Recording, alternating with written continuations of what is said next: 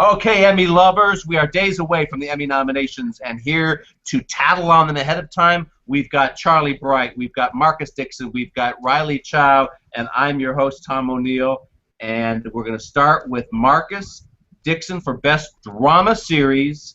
Run through your list and tell us who's going to win and why. Well, I think this year we have a pretty clear-cut winner, and I think that's Breaking Bad. And yes, I know I'm a huge Breaking Bad fan, but I'm taking emotion out of it. Look, this show won Golden Globe for Best Drama. It won the SAG Award for Best Ensemble. It won the TV Critics' Choice Award 2 weeks ago. It's probably going to win a TCA. Has a show ever won this many things in a year and then lost the big prize? I don't think so. So I have that winning, number 1. Number 2, I have True Detective. Number 3, I have Game of Thrones. Number 4, I have House of Cards. Number 5, I have The Good Wife. And number 6, I have Mad Men. Now, Riley, we know, because you're a fine student of awards yourself, that the critics often go their own way in terms of what the Emmys choose. So the fact that they've just gone for, the Critics' Choice just went for Breaking Bad means nothing in terms of the Emmys. What is a factor is the fact that Breaking Bad is now 1,000,000 years old. I think it was you or someone in the forums who pointed out there is precedent of a show about as old as Breaking Bad, having been off the airways as long. And it was Mad Men in one of those middle seasons that went on to win Best Drama Series after such a long delay. But, of course, it was already back on the air. Or no, it wasn't back on the air. It had taken a hiatus, right? Yeah, I think it was a 17-month hiatus. So it won right in the middle of that. Okay, so in other words, you can't write off Breaking Bad because of that issue, but generally it's a handicap, isn't it? I don't think so. I think they all see the promotions and they all get their screener DVDs, and if they forgot Breaking Bad in the meantime, they remember it by the time the voting happens. All right, you've obviously got an apology that you owe to Marcus, because you've stolen his predictions here for drama series all the way down in the order. Breaking Bad, True Detective, Game of Thrones. But this is where you take a left turn a little further down there. You don't have his Good Wife there. You've got Homeland instead. So you've got House of Cards in the 4th position. So does Marcus. Then you've got Homeland, and then you have Mad Men. Explain all that. Well, Homeland actually did very well at the Guild nominations at the end of the year and in January, which we tend to overlook, but that should be a lot more relevant than the critics nominations because it's the same people voting on them. So it actually got nominations from 9 guilds. Breaking Bad only got nominations from 10, so it's not a huge difference. I think it shows that Homeland is still beloved in the industry. Maybe it's just fallen out of favor with critics. And the Emmys don't just drop shows as soon as they get bad. I mean, we've seen the 5th season of Dexter. We've seen last year Mad Men was considered its worst season. The Emmys, they like to hold on to shows. Homeland, it won writing. It won lead actress last year. It won drama series 2 years ago. I think there's still enough support for it to make a field of 6 or 7. Now, Charlie, you lunatic. We love you because you're crazy, and you've got a completely, let's say, dubious prediction for what's going to win here. I'm not even going to say it without laughing. Go ahead. I shouldn't set it up that way. It's a great show that deserves to win, but you're out there on a thin, shaky limb, right? Kind of, but it's still supporting me, so I'm still gonna, haven't fallen off yet. It's The Good Wife. I have in my number 1 slot right now. I do see a path to victory for it. Considering, let me just go through the rest of my other shows, and I'll quickly explain my lunacy there. I got The Good Wife, Breaking Bad, True Detective, House of Cards, Game of Thrones, and Mad Men. And here's why I have The Good Wife at number 1.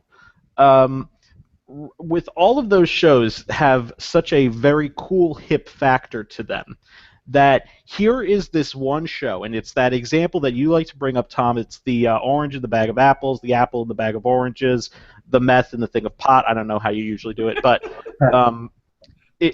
it's a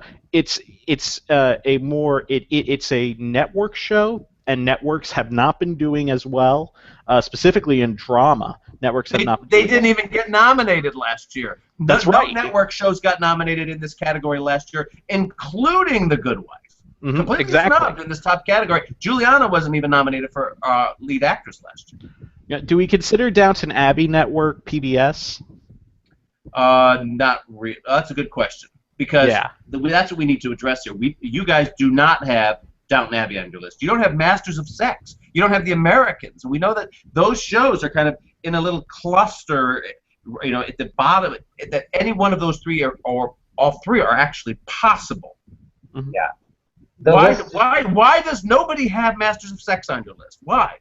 Because there's too much good quality television. This is probably the best year for drama series I can remember. There's really 10 shows you can argue that could get in here.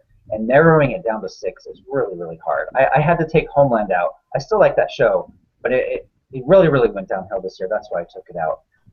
And a funny thing about Homeland is that the producers who run Homeland, they also ran the show 24. After 24 won, I think it was 2006, the show was all of a sudden dropped. So there is precedent for a show to win and then to be dropped, and by the same producers even. So I have to cut out Homeland, but I still think, Downton Abbey, I really, really want it in my list. I just can't figure out what I would replace it with because it is still a good show, and it did have a really. Well, what about Mad Men? Everyone's bitching about Mad Men this year.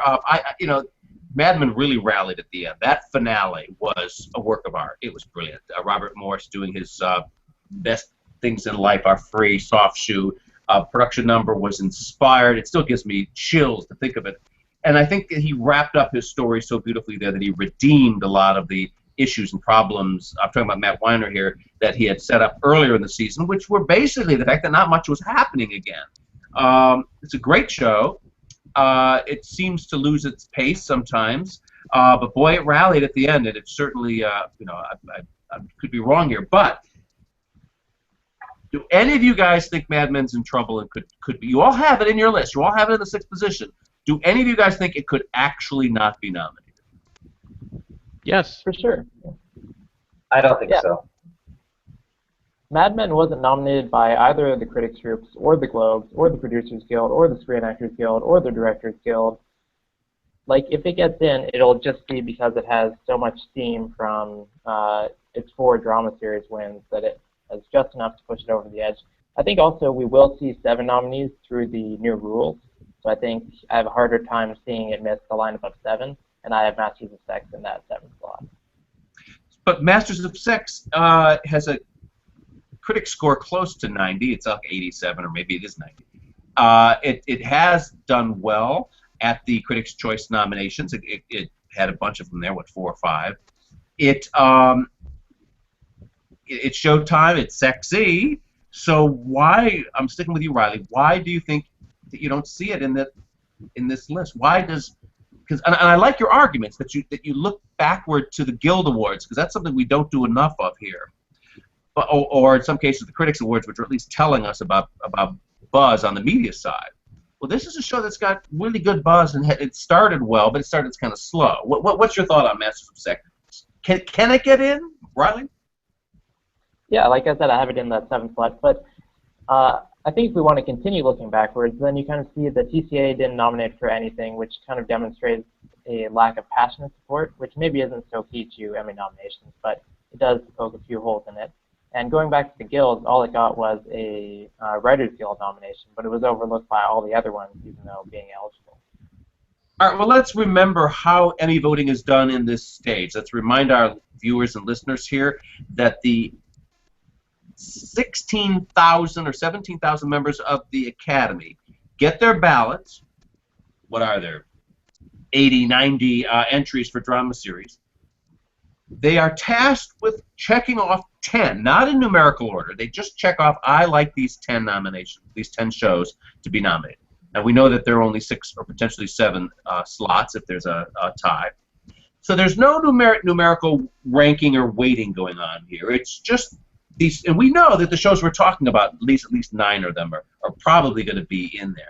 So then it's just a matter of a very slight differentiation of which ones get in the top thing. So anyway, it's very close, and given how the voting works, Charlie, I think we can all regret not having Downton Abbey in there because it had a spectacular season. And it was snubbed last year, wasn't it, or no? No, it was nominated last year. It was nominated. Thank you. Okay. So how come none of you guys have it on your list? And it's the answer isn't just there's just too much good. I think it's that it's just there's sort of, from what I can tell, it seems like there's a bit of a consensus that it's just sort of same old, and it wasn't able, and it doesn't have the steam, of course, that Mad Men has from winning drama series 4 times in a row. Even though it's still very much liked, I think it's more just sort of some people might view it as a bit more passé now. There is one show, Marcus, I'm coming to you, one show here that is the sexy new shiny toy in this lineup, and it's True Detective. It was so hot, it got Matthew McConaughey an Oscar in a very close race that could have gone to Leo, or, at least I thought so, but that it was that HBO, bump and buzz he was getting from True Detective that was all over media, and you could feel it like a little Hollywood earthquake. Beloved show. Why can't True Detective win here? And obviously you think it can. You've got it in your second position. But why aren't we talking about it more as if it could really happen? That's a really good question. I think people are maybe underestimating it a little bit. And that might be because of the episode order. It was only 8 episodes, and it aired in January. So there is this 5-6 months that it aired ago. So it's not out of mind, but it is maybe not as high on our list as it would be if it aired in May, let's say. I think people would have it at number 1. But because it aired 4 months before that, people might be giving Breaking Bad the edge because Breaking Bad had this phenomenal final season. And to everybody that says that final seasons can't win and it's only happened a couple times, I would also argue that a lot of shows in their final seasons didn't deserve to win. Maybe Friday Night Lights did, but mostly, TV works like this. Like a show starts out really well, it gets better, it gets better, and then they keep renewing it past its prime, and then it goes downhill. Sopranos is a great example of a show that ended on top. Breaking Bad is another one. Friday Night Lights is another one. Other than those shows, a lot of shows go downhill in the end. And I think that's why people are forgetting that Breaking Bad ended really, really well, and that doesn't happen a lot. So the Emmys are going to want to reward Breaking Bad for that. I have House of Cards in the win position here. Don't have enormous confidence in that. It's there as a placeholder because I'm torn between all of these here, and we don't really have to pick a winner yet. We're just picking nominations. So for the hell of it, I say, all right, I'm going to keep House of Cards there because I think a compelling argument can be made for the possibility that it wins.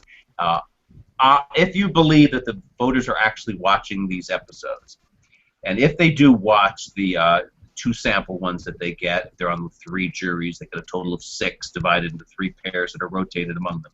I think that the West Wing factor could happen here, which is the fact that this is about the White House, and it feels important, it feels urgent.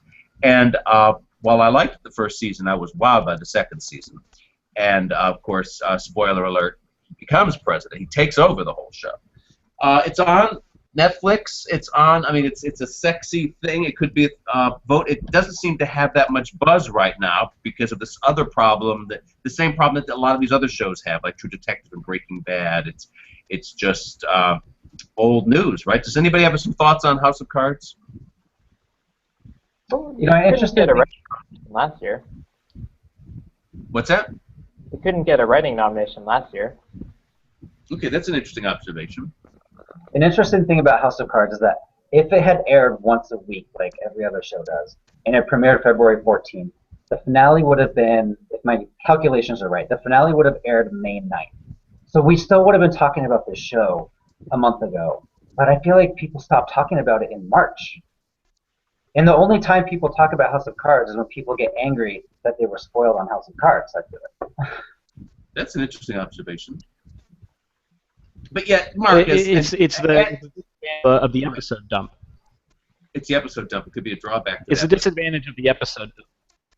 Oh, sorry. Right, because it also didn't help Arrested Development last year that they dropped all those episodes at the very, very end of voting. People didn't have time to watch them first. Oh, I know. They realize that's a mistake too. I've spoken with the network people. The the one part of your predictions I find ludicrous, both you, Marcus, and Riley, is that you have House of Cards below Game of Thrones. You really think Game of Thrones has a better chance of winning than House of Cards? Who wants to respond to that? Okay. Oh, look at Marcus all smiling. He's a fan. Just admit it. That's a fan vote of yours. I've caught you. Gotcha, right? Game of Thrones and House of Cards are two of my favorite shows on the air, so it's very hard to pick which one I like more. I would say, if we're comparing the second seasons, like second season of House of Cards with second season of Game of Thrones, House of Cards would win. But Game of Thrones, has a huge history to it, and season 4 was better than House of Cards season 2. I think you also have, with Game of Thrones, you have more passionate supporters. Supporters who are more likely to put it in that number 1 slot or higher up because they're so passionate about it. I really think that's a bigger factor, and that creates a better scenario for it to actually take the prize. Good argument, Charlie. Riley, you have some thoughts? We're going to move on after this to Drama Acta. Yeah, I'm just ranking them in terms of nominations. But House of Cards Season 2 being better than the first one is not something that's universal opinion. And Game of Thrones has been gaining a lot of momentum at the Emmys for years, and it's also bigger than ever now. So I would imagine that has more support than House of Cards, which we're not even sure they watched past the first 2 episodes last year since they didn't nominate Corey Stoll. And also, if you're a fan of genre TV, sci-fi, fantasy, there's only one show that you're going to support. Like Charlie mentioned, it has that passionate fan support. Whereas if you're a fan of politics, you have a lot of shows that you could vote for, basically. Now, moving on to Best Actor here, you've all got Bryan Cranston or Matthew McConaughey in those first or second positions. Riley and Charlie have Cranston at winning this, and McConaughey in second spot.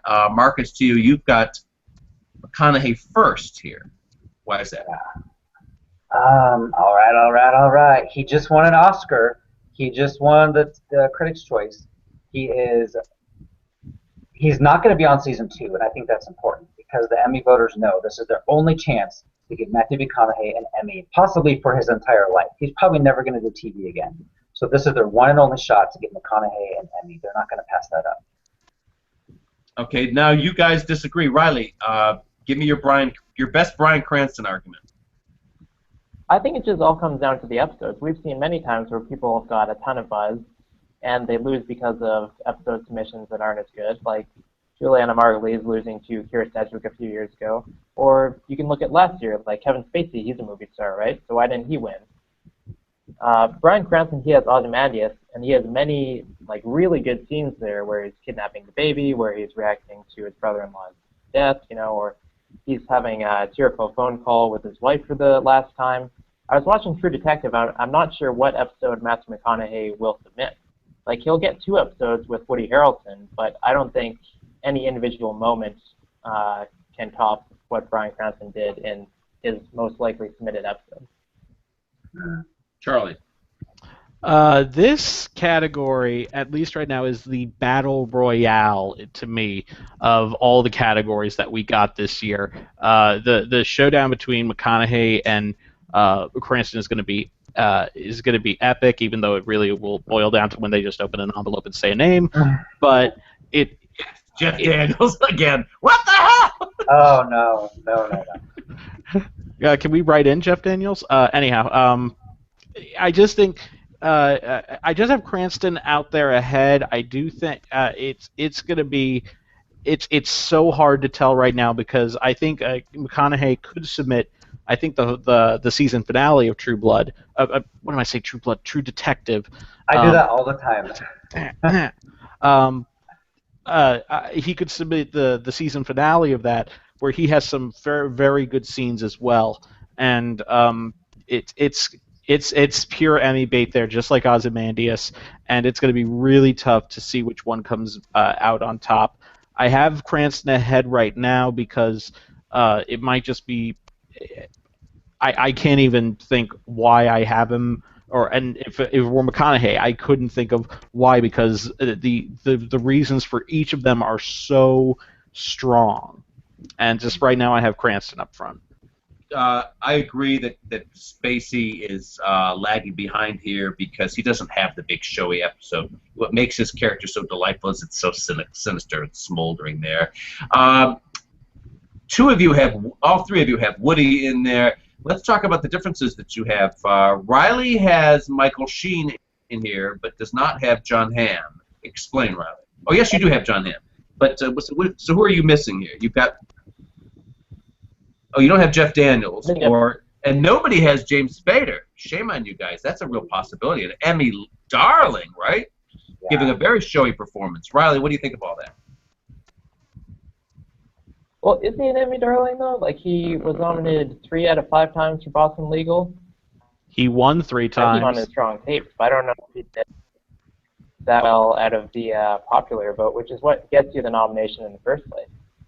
So maybe if he gets in, he has a good shot to win, but I don't think he's getting it in the first place. And the same thing goes for Jeff Daniels. I mean, The Newsroom was not a very popular show at the Emmys last year.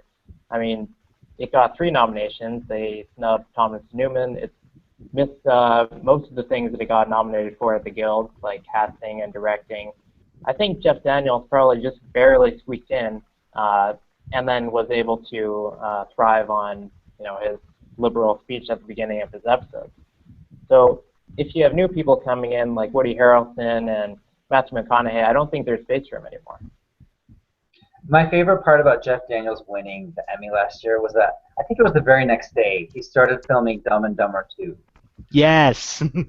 You go from an Emmy winner to Dumb and Dumber 2. So great. I think, would we all agree that if McConaughey and Harrelson were in the movie miniseries actor race, that McConaughey would win in a landslide? In other words, did HBO give up an easy win by putting them in drama, where now it's a question mark whether McConaughey will win? Yeah, tell me, what do you think, Marcus? Let's start there. I think, yeah, McConaughey would have won in a landslide if the show had gone in the movie miniseries. But I'm not judging their decision. I think it's a bold decision that they made. They're really going at this because they want there's more prestige to winning drama actor than movie miniseries actor. All right, and if it had gone into movie mini, what would win mini? Fargo or True Detective? Oh, True Detective. Yeah. The FX probably jumped in the pool naked the day that, first of all, the day that they separated movie and miniseries, because now they're not going against the normal heart. And then the day that they announced that True Detective was going to be a drama series. Those are 2 huge wins for Fargo. Now Fargo's going to take that category. And I think it deserves to, but my opinion doesn't count here.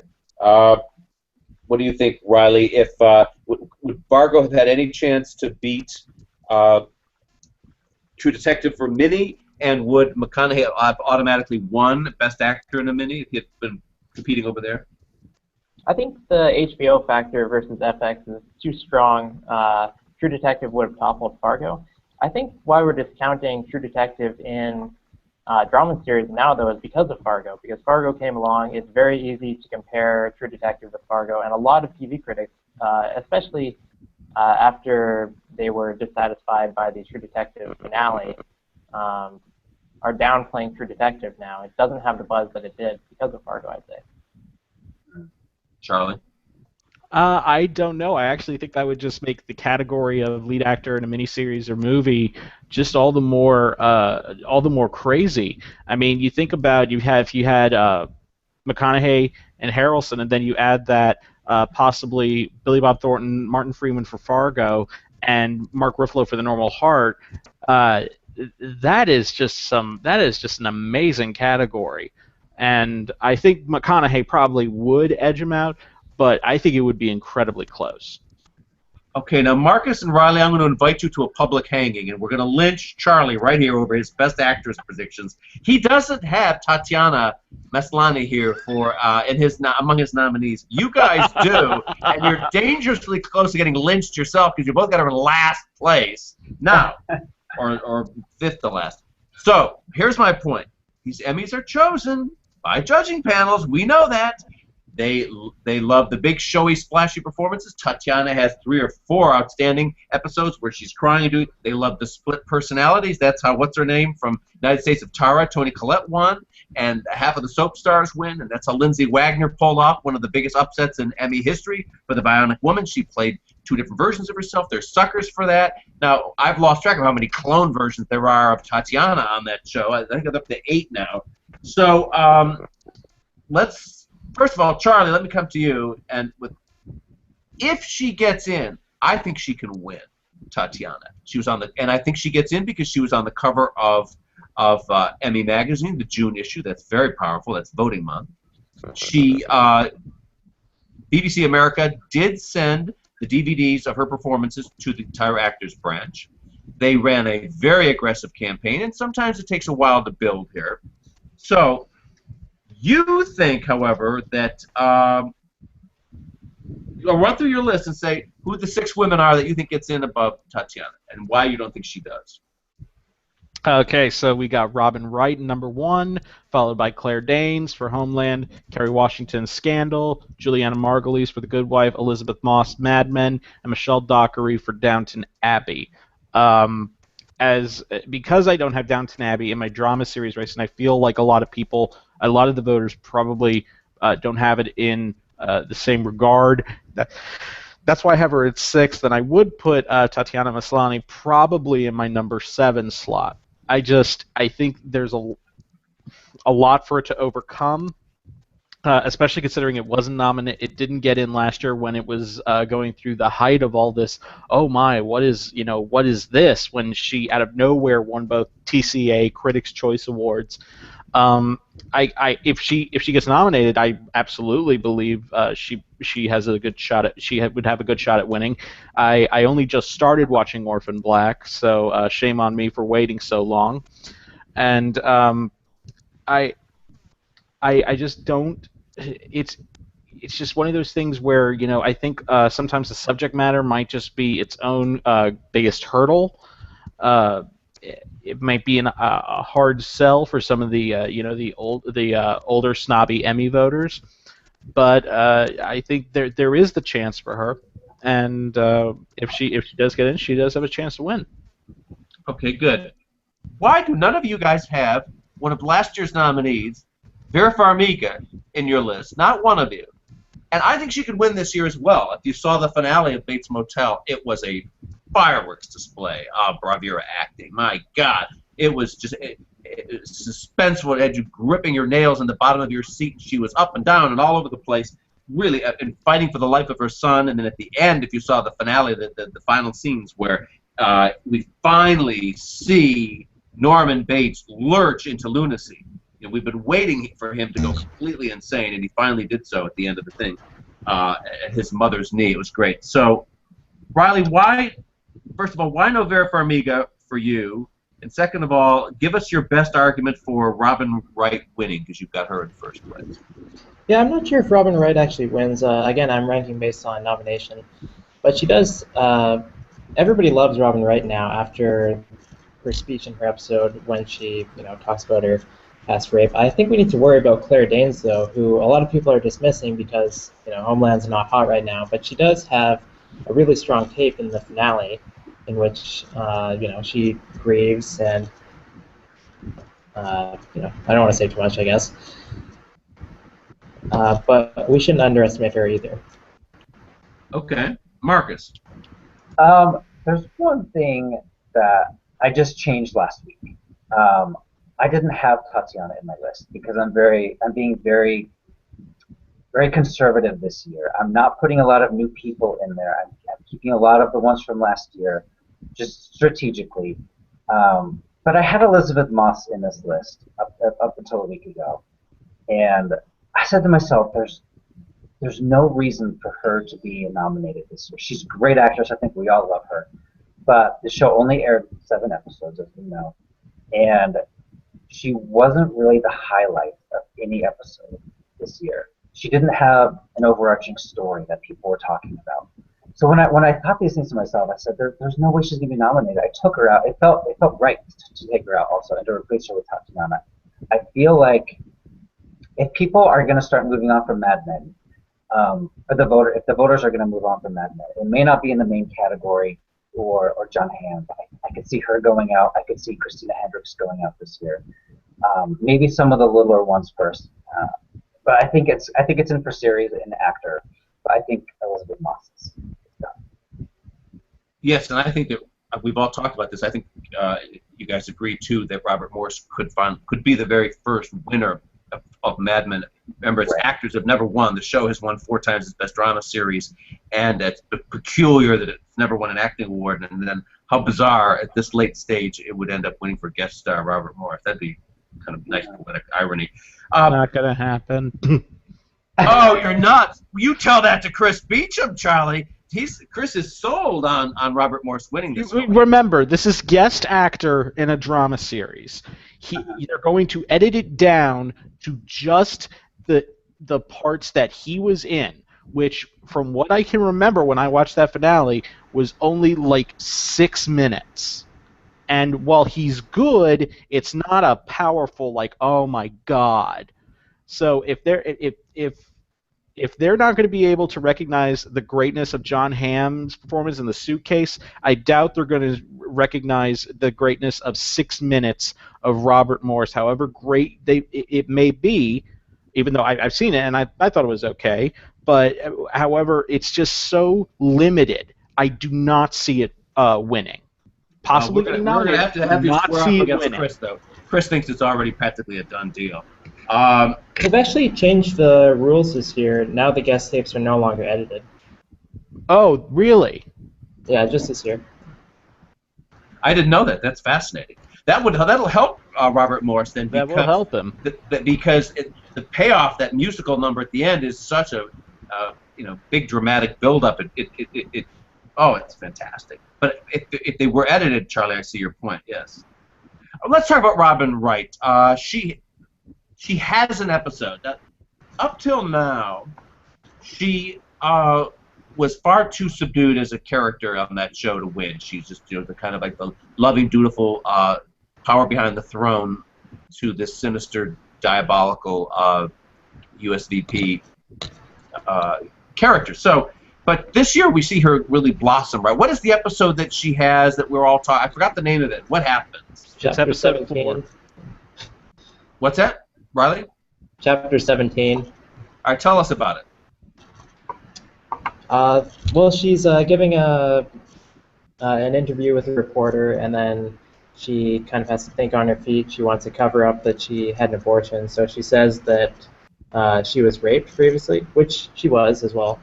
And it's just a very long scene where she gets to kind of look serious and regretful, I guess. And she comes off as sympathetic because she's a rape victim. And unlike last year, she actually has quite a bit more screen time. Last year, I think, in any episode, the most she had was about 10 minutes, and it was usually sectioned off, so she didn't have very much presence, whereas this episode is all about her. Michelle Dockery never gets the media emotional stuff. She's just too, stuffy, reserved, and all of that. We haven't talked about Kerry Russell with the Americans. You guys are really downplaying the Americans across the board here. I think we're going to see it pop up in some high category. I'm not sure where. I'm kind of putting it up in a lot of places to try to cover my bases for now. I reserve the right to make my changes before July 10th. But I don't think Kerry Russell can win. What's that? Go ahead, Mark. About the Americans, the Emmys just don't like Kerry Russell. I mean, they didn't nominate her for publicity despite her winning a Golden Globe. They didn't nominate her last year. So I don't think she's going to get in. But I could see Matthew Rhys getting in, especially after, I think the episode was called Marshall Eagle. That's one where he yells at his daughter. The whole episode's about him, basically. It's the aftermath of him killing some people, and he feels the grief over that. And then he takes it out on his daughter, and he goes to the priest, and you think he's going to kill the priest. This whole episode is just tailor-made for an Emmy win. So if he gets in, this could be a really tight race. But of course, we don't know if he's going to get nominated. He got snubbed last year. Right, I agree with you that Kerry Russell just isn't the stuff of Emmys, but I think that she's certainly liked the respect, and we see her, giving a more mature role, we understand why she wasn't nominated for Felicity, because all America was talking about her hairdo back then, and it was a teen heartthrob show, and it wasn't taken seriously by the old coots at the Emmys. But now this is a show with a mature audience. But I don't think she could win because she doesn't have the episode material left. When I agree with you that Matthew Rhys has it. And then there's the whole Kerry Washington factor. Were you going to mention that? Yes, that was where I was going next. You pick it up there. Tell us about it. She was nominated for the BET Award for Best Actress, which combines TV and movie people together. She actually lost that last night, which I thought was just a huge shock. The whole audience in the BET awards in the Nokia Theater was screaming, "Kerry, Kerry!" It was this huge upswing of emotion for Kerry Washington.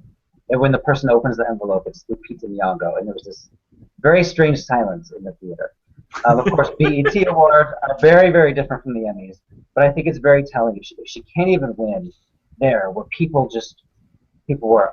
Well, that's because Scandal's been on TV for a while. Lupita's the new kid on the block, right? Yeah, and she did win last year at the BET Awards, so we should mention that. But look, Kerry Washington lost at the Golden Globe and the SAG Awards. She's losing. I don't think she can win an Emmy. She could definitely get nominated though. That's good. And she wasn't last year, right? She was, yes. Oh, she was nominated. Okay, good. Thank you for correcting. All right, so should we take through the supporting categories or let it go with what we've done here, the damage we've done in lead? Yeah, supporting. All right, so take us through your predictions, Marcus. I don't have them up on the screen. Who's going to win and why? Okay, right now I have Peter Dinklage winning because of the speech. We always talk about speeches here at GoldDerby, and he has that great one in episode 6, I think it's called, The Laws of God, Gods and Men, where he is on trial for murder, a murder he did not commit. And he gives the speech that even my brother texted me and said, "Whoa, Peter Dinklage should get an Emmy." And I said, "Really, why not Aaron Paul?" He goes, "Oh, because Breaking Bad's not eligible this year." I said, "No, it is. So even people that don't follow the Emmys, like my brother, they think that Peter Dinklage should win, and that's really important. Wow. Who else is on your list for nomination? I also have Aaron Paul. I have Dean Norris getting in. We've noticed that Breaking Bad always seems to have two guys here. Giancarlo Esposito 2 years ago, last year Jonathan Banks. So I think Dean Norris is going to take that slot. And then I have John Voight, who just won a Golden Globe. And then Mandy Patinkin, I'm kind of iffy on that. And then in 6th place, I have Josh Charles for Good Wife. Interesting. Charlie, what do you have on your list for drama supporting actor? I also have Peter Dinklage winning at this moment, followed by Aaron Paul, Breaking Bad. I got Josh Charles for The Good Wife, Dean Norris for Breaking Bad, John Voight for Ray Donovan, and I put Jim Carter in for Downton Abbey. Oh, come on, no way. Hey, you probably would have said the same thing if I said he was going to get nominated last year or 2 years ago. Look how wrong you would have been.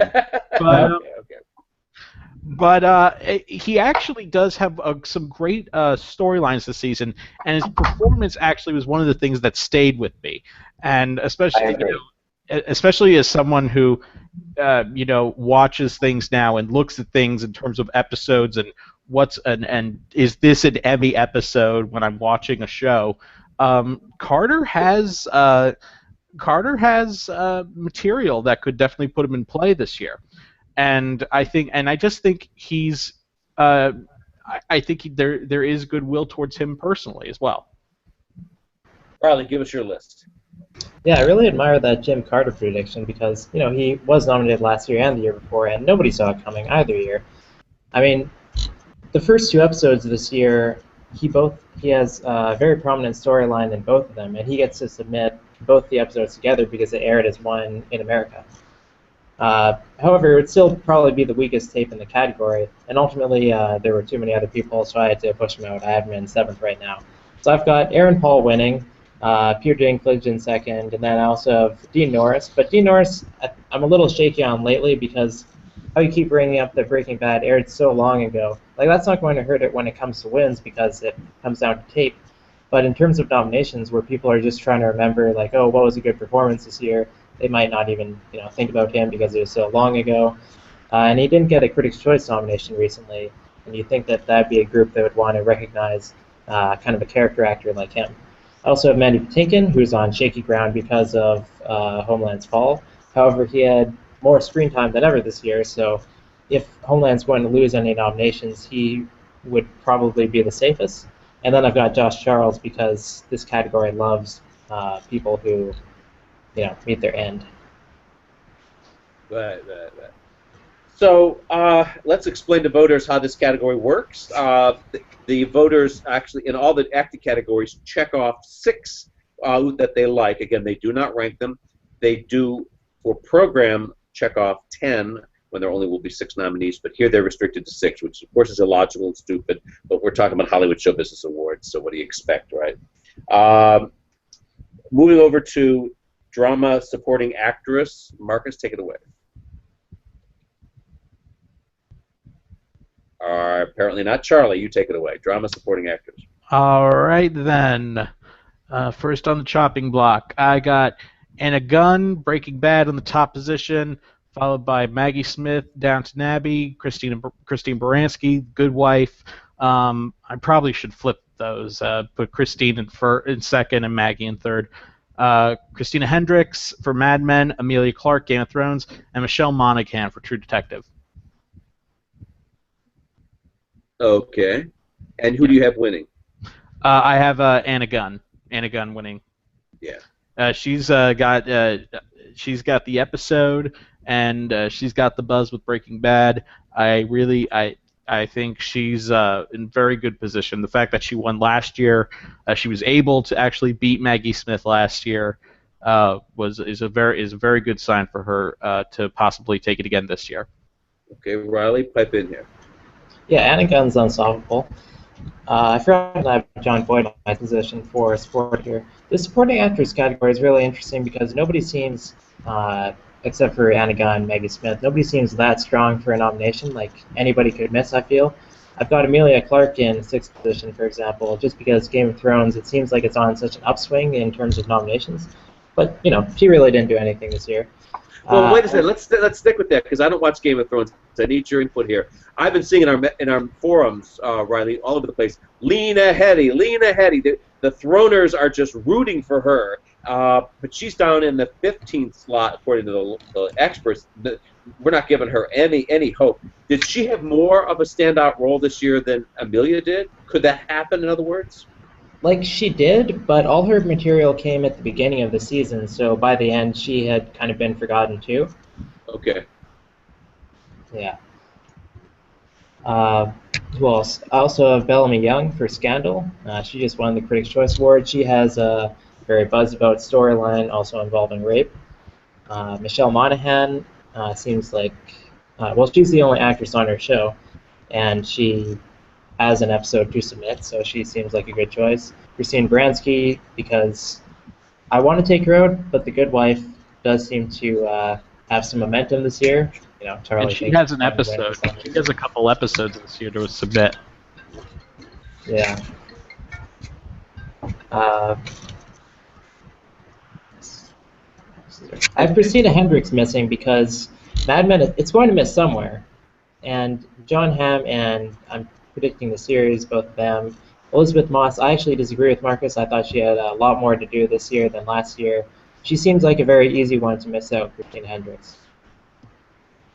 Well, she did have that storyline where she has to give the pitch before the clients because Don is getting the boot, and she takes over the pitch about the watches, right? The timepiece thing. It was really, really touching and well done.